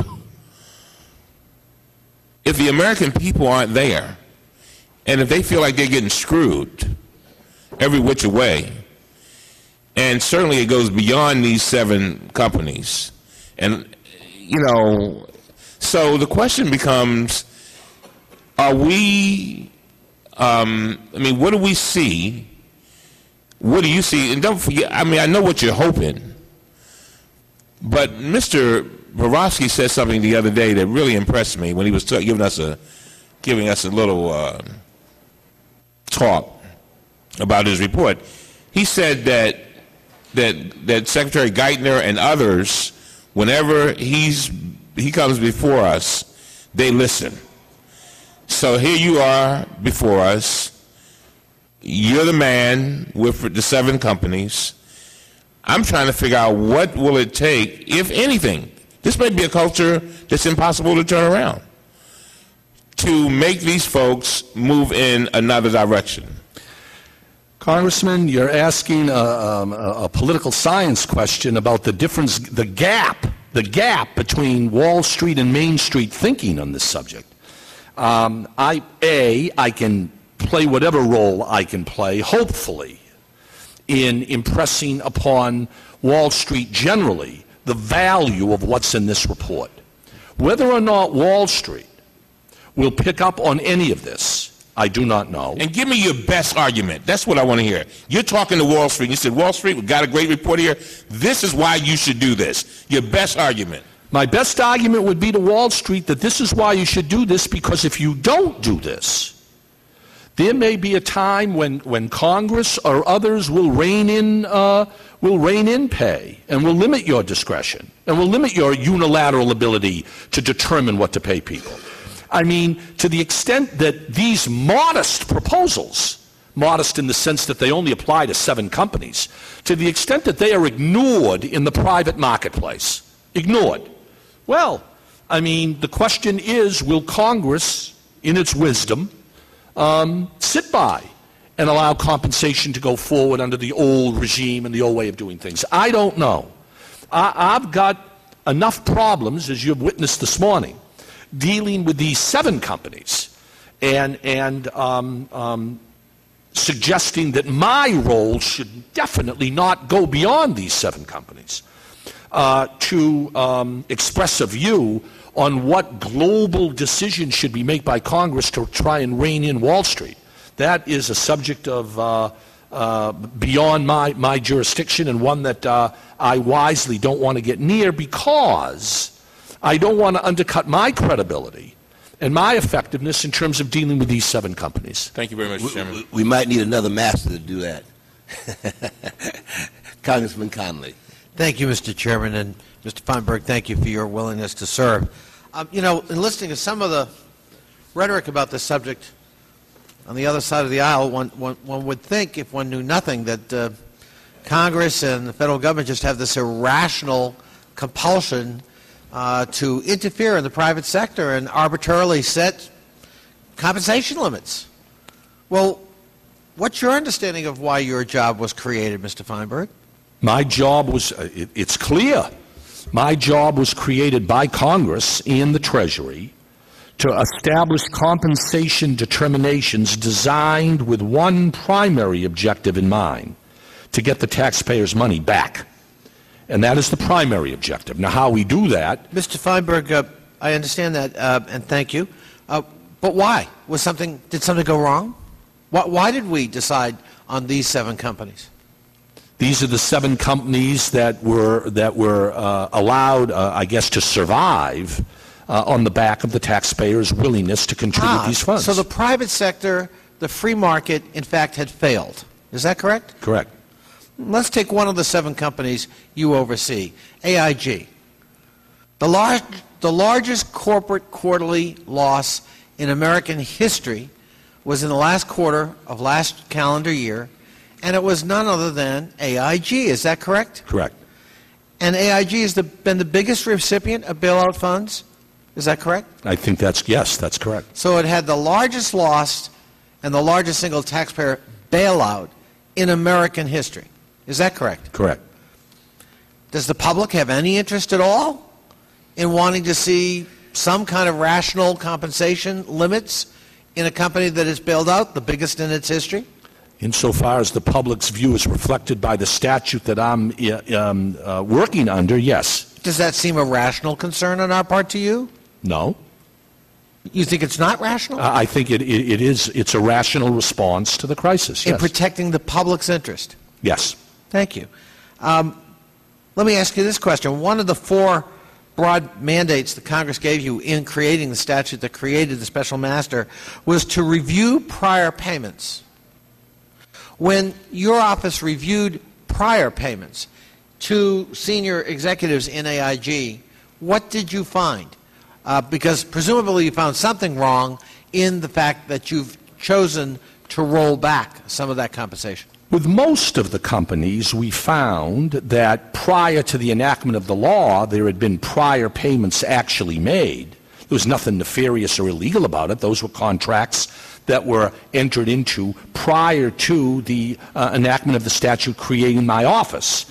What we did find going forward under my tenure, we did find that there were pending payments that were obligated to be made under prior contracts, and we were able, through negotiation with the companies, in almost every respect except 2 or 3 cited earlier, to get those contracts voluntarily invalidated. And instead, we rolled the amounts that were involved in those contracts into prospective performance-based stock. Performance-based.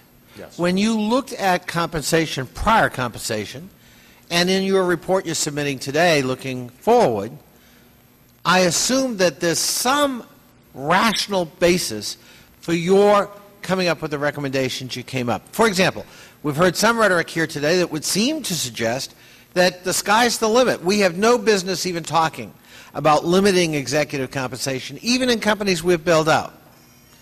And you agreed that within some reason, any limit is arbitrary. I think that's right. But would you not agree, however, if I said the CEO's compensation in Company X ought to be 200% of Company X's entire profit for the year. That would be an irrational compensation, would it not? I think it probably would. So it's not entirely arbitrary. Oh, no, it's not. Our decisions weren't arbitrary.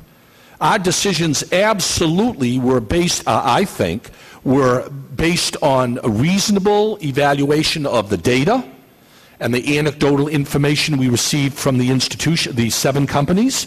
I would defend my report as being not at all arbitrary, but very, very principled, very rational, and very reasonable. Now, people may disagree, but I think it is clearly a reasonable and defensible report that was submitted to the Secretary. And you used the words performance-based.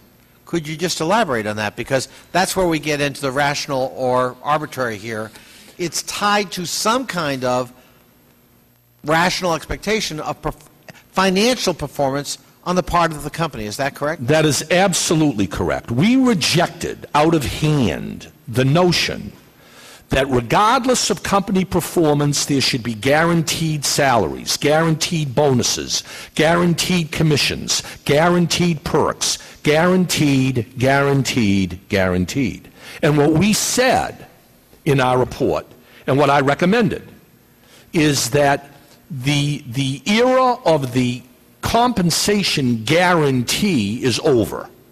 And instead, other than small cash-based salaries, the remainder of the compensation package should be tied to performance. And not only tied to company performance, but tied to company performance over a period of time so that you cannot simply short the stock, sell it after a year, roll it over. You've got to hold it for up to 4 years. And then we're hoping the long-term benefit of holding that stock will tie the officials' compensation to the overall value of the company as reflected in the stock. In addition, one other point, we also offered up the notion of longer-term incentive-based stock in addition to salary. But that stock cannot be redeemed. It cannot be sold until and unless the taxpayers get their money back. That's the formula we tried to use to correct what we thought in our report were the problems with executive compensation practices in these 7 companies. I thank you, and my time is up, Mr. Chairman. Thank you. Right. Thank you very much. I yield 1 minute from the gentleman. Oh, I appreciate the chairman. I just want to make a point on my friend and colleague from Virginia. They talked about the private sector failing. I think this is important to understand. Well, the private sector didn't fail. We had some institutions that had some major problems, but to argue that the private sector failed is just, in my judgment, fundamentally wrong. Certain institutions fail in the private sector every single day in this country and across the planet. That's part of capitalism. That's part of what the problem is. Once we start down the road, that's when we get into all these questions and all these problems. Yeah, thank you very much. But let me just say this before I yield to the gentlewoman from New York, that there's a lot of concern about these folks who fail going to another company. I'm not sure that anybody would be too excited about hiring people that fail. I mean, I don't think you have to worry about that too much. They run one company in the ground, and then you expect to get big money to go to another one and do the same thing. So I don't know if that's a real concern. Well, we hear the argument all the time, and the argument goes, you've expressed one view, and ranking minority members expressed a view. There are a lot of vacancies. The question is, those vacancies are now gone, and whoever was going to leave would have left. I don't know. We're trying to implement the statute, keeping in mind both of those positions. It's a balancing act. I think about members of Congress, and we think we're so great, but when we leave, somebody take our seat. And they do real well.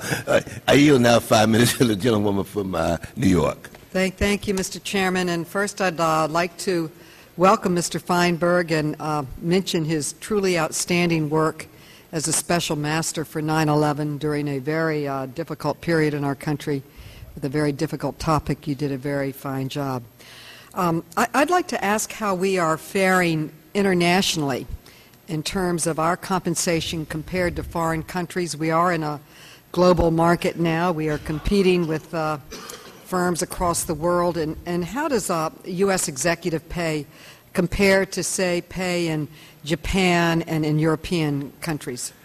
I can get you that data, Congressman. I can tell you that what I do know is that there's been a great deal of recent G20 and other cooperation between Treasury and the Secretary and other companies and other countries in trying to come up with a common set of international standards governing compensation.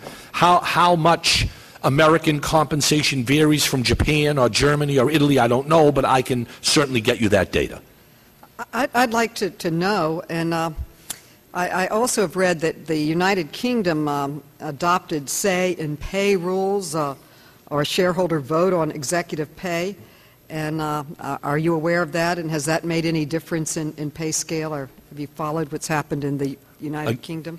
Again, I think that's of recent vintage. I will, again, try and secure some information concerning the impact of that in the United Kingdom. And the United Kingdom's 5 largest banks have reportedly agreed to abide by the G20 executive compensation rules. And have U.S. banks likewise agreed to accept these conditions, and which include an independent compensation committee and clawbacks for poor performance? Not on my watch. I don't know. I'm limited to these 7 companies. And again, at the risk of disappointing you, I will get you answers to these questions, Congressman. And are you aware of any other legislative fixes or actions that we should be taking in terms of tying executive pay more to performance? Well, that raises the whole question that I've discussed earlier about corporate governance and what Congress is considering, as I understand it, in both the House and the Senate, concerning both corporate governance reforms in federal legislation and corporate regulatory reform. And both of those subjects certainly are part of the overall concern about total compensation, even though those 2 subjects aren't directly part of my jurisdiction. Okay, the law gives firms the right to appeal within 30 days of the compensation determination. And do you anticipate appeals? And if so, how will they be conducted? I haven't received any appeals as yet. I'm hopeful there won't be any appeals. If there are under the law, we will certainly give due consideration to those appeals. But as of today, Congresswoman, we don't have any appeals. Okay. And the New York Times reported that Citigroup, as well as other banks, continue to offer grant-guaranteed bonuses to employees. And does that violate the Treasury regulations? It all depends whether those employees that are getting those grants, allegedly in the New York Times, fall within my jurisdiction of 1 to 25 or 26 to 100. Citigroup and other companies under my jurisdiction, at least legally, have the authority to act independently if they're not part of my mandatory jurisdiction. Now, I could, under the law, issue some advisory opinion if I knew more about such bonuses, and we will look into that. Do you have the authority to override contractual rights? No. If the contractual rights are found by my office to be valid, legal, and binding, then we give due deference to the Constitution and the fact that the sanctity of contract should be upheld. But, as I said earlier, we do have under the law 2 ways to deal with these old contracts that might be found to be valid. One, we can seek to renegotiate those contracts with the company. We've been very successful in doing that and getting the company to voluntarily yield on those contracts and roll it over into performance-based stock. Second, if a company refuses to voluntarily modify the contract, we can take those contracts into account in establishing prospective compensation. So we do have some weapons at our disposal. Thank you. My time has expired. We've been called to a vote, and thank you again for your service to our nation. Thank you again, and Congressman, thank you for all your help on 9/11. You were a stalwart in convincing your constituents to come into the fund, and I will always be in your debt for that. Thank you. Thank you. Thank you very much, and let me thank you for your testimony. You were an outstanding witness, no question about it, and we want to let you know we appreciate that, appreciate the work that you've done, and we really, really want to continue to stay in touch with you as we move forward because, as I indicated early on in my opening statement, the American people are angry. And, of course, you're helping to sort of calm them down. Thank you so much. Mr. Chairman, you and the ranking minority member need only call, and I will be up here as soon as possible. Thank you all very much. Thank you very much. Thank you. Now, our second panel.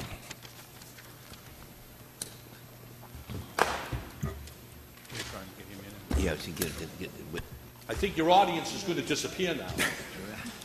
Well, with your staff leaving, there's plenty of open seats. Thank you.